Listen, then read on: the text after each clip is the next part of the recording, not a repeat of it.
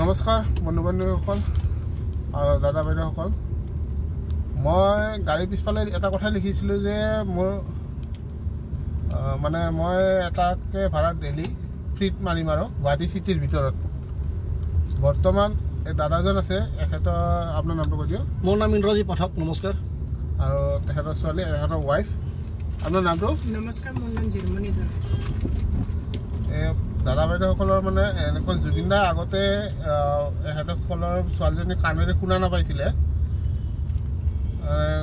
হেৰি ছোৱালীজনীক মানে দাদাই জুবিন দাই হেৰি কৰি থৈ গৈছিলে, সহায় কৰি থৈ গৈছিলে, যে কৰি থৈ দিছিলে। কৈছে বোলে অপাৰেশ্যন হোৱাৰ পিছত দাদাই লগ ধৰাৰ কথা আছিলে।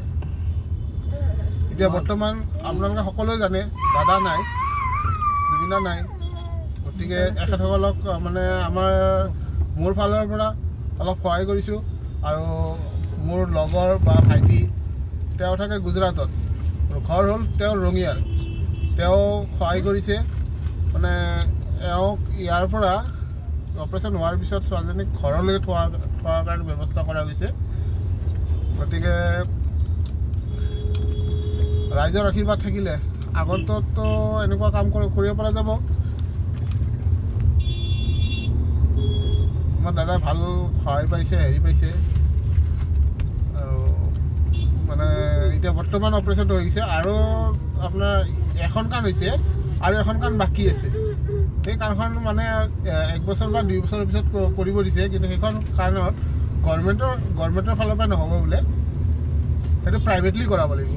প্ৰাইভেটলি এটা সন্থাই কোনোবা কি নাম হৈছিলে, সন্থাটো নাই, সন্থাটো পোৱা নাই। কিন্তু একচুৱেলি মানুহ এজনক লগ কৰিলোঁ, তেখেতে তাৰমানে চিনি নাপাওঁ। তেখেতে মোৰ ফোন নাম্বাৰটো লৈছে, মোৰ ফোন নাম্বাৰটো তেখেতে লৈছে, কিন্তু এতিয়ালৈকে মানে তেখেতে কৈছে যদি মই কিবা তেখেতে বহু দূৰত যাব, তেখেতে তাৰ পৰা যদি খবৰ পায়, তেখেতে মোৰ ছোৱালীজনীৰ ফটো লৈছে, যদি তেওঁলোকে খবৰ পায় আমাক ইয়াৰ পৰা কিবা কাগজ পত্ৰ নিব দিছে, কৈছে কি মোৰ তেওঁলোকৰ ফালৰ পৰা হয়তো কিবা এটা সৰু এমাউণ্ট তেওঁলোকে যদি ইম্প্ৰুভ যদি পচিবল হয়, মানে চাই চিটি দিম বুলি যদি তেওঁলোকে ভাবে তেতিয়া দিব। আৰু যদি চাই চিটি তেওঁলোকে আলোচনা কৰি যদি নিদিওঁ বুলি ভাবে, তেওঁলোকে নিদিব। সেইটো মোক আগতীয়াকৈ যোৱাকালি জনাইছে। বাকী এনে এই যিজন মানে দেখিছে আপোনালোকৰ, যিজন ড্ৰাইভাৰ দাদা,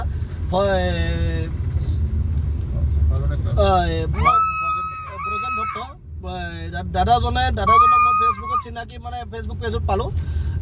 পেজত মানে গাড়ীখনৰ মানে পিছ চাইডটো পালোঁ। একচুৱেলি পিছ চাইডটো মই 2 দিন ধৰি পালোঁ। মই স্ক্ৰীনশ্বট ৰাখিছিলোঁ।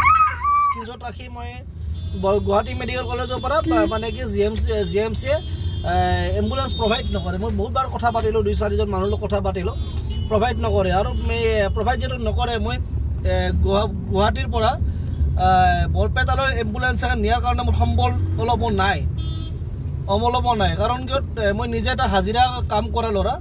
আৰু এই ব্ৰজেন ভট্টৰ দ্বাৰাই দি মই তাৰমানে এজন ব্ৰজেন ভট্টৰে বন্ধু সহপাঠী ভদ্ৰেশ্বৰ কলিতা, তেখেত ৰঙিয়াত থাকে, কিন্তু তেখেত বিদেশত কাম কৰে।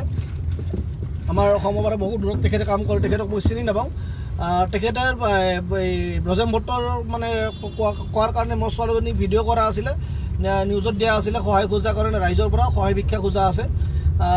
সেই ভিডিঅ'টো আৰু লগতে মানে কি এতিয়াও ৰাইজক খুজি আছোঁ, সহায় খুজি আছোঁ। সেইখিনি কথা মই তেখেতক ইনফৰমেশ্যন জনোৱাৰ কাৰণে ব্ৰজেন ভট্টক লগে ব্ৰজেন ভট্টই ভদ্ৰেশ্বৰ কলিতাক যেতিয়া ইনফৰমেশ্যন এটা জনালে যে এনেকুৱা ছোৱালী এজনী আছে, পাৰিলে অকণমান সহায় কৰচোন, ভাল হয়, মানে বিপদত পৰি আছে, তেনেকুৱা ইনফৰমেশ্যন এটা তেখেতক দিলে। দিয়াৰ ফলত সেই ভদ্ৰেশ্বৰ কলিতাই মানে কি মোক ফোন কৰিলে। যেতিয়া ফোন কৰি মোক সুধিলে হয় না নহয়, ক'ত আছে, কি কথা, গোটেইখিনি কথা সুধিলে। তেতিয়া লগে ছোৱালীজনী আশীৰ্বাদ কৰিছে। কৰাৰ পিছত কৈছে কি স্কেনাৰখন দিবা ভাইটি, মই কিবা এটা ন্যূনতম কিবা এটা দিছোঁ। তেখেতে সৰু এটা এমাউণ্ট দিছে, কৈছে। আৰু মোক কৈছে যে যদি অসমত যেতিয়া আহিব, তেখেতে যেতিয়া ৰঙিয়াত আহিলে, আমাৰ ৰঙিয়াৰ পৰা আমাৰ বৰপেটালৈ বেছি দূৰ নহয়, খুব 1.5 ঘণ্টা 2 ঘণ্টা ৰাস্তা। তেতিয়া হয়তো মোক ফোন কৰি মোৰ ঘৰত আহি মোলৈ কথা দিছে তাক। আৰু এই ক্ষেত্ৰত মানে কি এই যিজন মানে কি ব্ৰজেন ভট্ট, তেখেতে যিটো কাম কৰি আছে, আজি ধৰক মই যিদিনা পৰা লগ পাইছোঁ, আৰু তেখেতে মানে কি মোৰ ছোৱালীজনী GMCত যায়ো চাইছে, 2বাৰকৈ চাইছে। আৰু তেখেতৰ যিটো মানে কি এই মুহূৰ্তত যিটো মই অন্তত পাইছোঁ, বিশেষ কোনে কি কৰিছে নাজানো, মই যিখিনি পাইছোঁ মই ছেটিছফাইড। অন্তত ক'ব গ'লে মানুহ এজনে যিখিনি মানে হাতত লৈছে, আৰু আগলৈ যাতে অন্তত সহায় কৰি তেখেতে চবকে এনেকৈ ভগৱানে শক্তি দিয়ক, তেখেতকো দিয়ক। তেখেতৰ পৰিয়ালটোক মা দেউতা তেখেতৰ আছে মই শুনিছোঁ তেখেতৰ মা দেউতাই যিখিনি তেওঁক ছাপোৰ্ট কৰিছে সকলোৱে যাতে ছাপোৰ্ট কৰি আগুৱাই যোৱাত সহায় কৰে আৰু সেইখিনিয়ে ক'বলৈ কথা আৰু আগলৈ যাতে অন্ততঃ মোৰ ছোৱালীজনী যিটো এখন কাণ অপাৰেশ্যন হৈ গ'ল ইতিমধ্যে আৰু বহুত কাম বাকী আছে বহুত দূৰ বাকী আছে এতিয়া মানে সম্পূৰ্ণ হোৱা নাই জাষ্ট এখোজ খোজ দিছোঁৱে আৰু বহুতটা খোজ দিবলৈ বাকী আছে যুদ্ধত এখন কাণ অপাৰেশ্যন কৰিবলৈ বাকী আছে য'ত নেকি এখন কাণ অপাৰেশ্যন কৰিলে নিজাববীয়াকৈ 7 লাখৰ ওপৰত খৰচ হয় ইতিমধ্যে মই ফাৰ্ষ্ট যেতিয়া আৰম্ভণি মই চিকিৎসা কৰিছিলোঁ তেতিয়াই মই প্ৰাইভেটতে সুধিছিলোঁ কি বুলি কয় GMCতে সুধিছিলোঁ 7 লাখৰ আপ টু পাৰত খৰচ হয় এখন কাণ অপাৰেশ্যন কৰিলে সেইখিনি সম্বল মোৰ এতিয়া নাই লগত এতিয়া মই ঘৰলৈ গৈ আছোঁ মানে থেৰাপি দিব লাগিব বিভিন্ন পৰ্যায়ত কাম আছে চাওঁ কিমানখিনি পাৰোঁ নিজে খুজি মাগি যিমান দূৰ পাৰোঁ ৰাইজৰ আশীৰ্বাদত আৰু আপোনালোকৰ আশীৰ্বাদত ছোৱালীজনী আপুনি কি কৰে কৈ দিয়ক আপোনালোকৰ ৰাইজৰ আশীৰ্বাদত ছোৱালীজনীক জাষ্ট অপাৰেশ্যন কৰি সুস্থভাৱে অকণমান সুস্থভাৱে তেখেতে আমাৰ মাজলৈ আকৌ আহিছে সেইকাৰণে ভাল লাগিছে আৰু মই আপোনাৰ কামটো আপুনি কি কাম কৰে মই কাম ক'ব গ'লে একেবাৰে ল' কোৱালিটি কাম কৰোঁ মানে যোগালী কৰোঁ বুলি ক'ব পাৰি আৰু মানে পকা মিস্ত্ৰীত যোগালী কৰোঁ মানে মাহত কেইদিনমান যোগালী কৰোঁ কেইদিনমান মানে এনেকৈ কি বুলি কয় আপোনাৰ